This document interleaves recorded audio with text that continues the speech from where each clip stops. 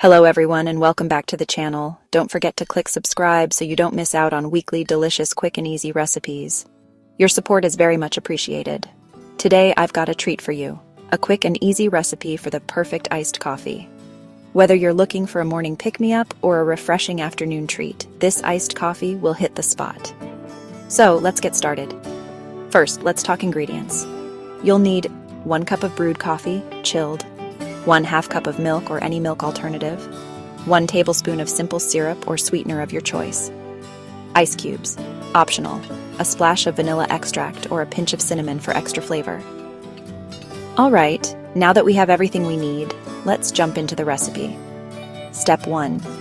Brew your favorite coffee and let it chill.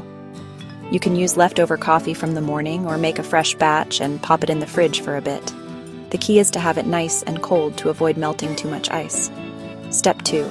Grab a tall glass and fill it with ice cubes. I like to fill my glass almost to the top because I love my iced coffee super cold.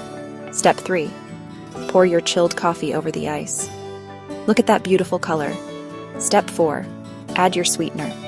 I'm using simple syrup because it blends seamlessly, but you can use sugar, honey, or any sweetener you prefer.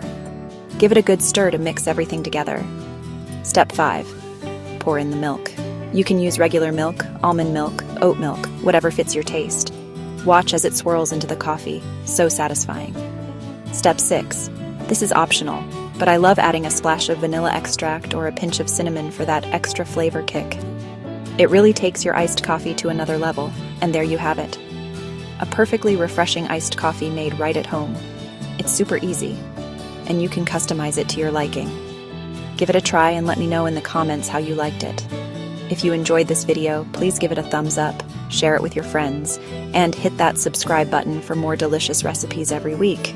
Until next time, happy brewing. See you soon. Please like, share, and subscribe.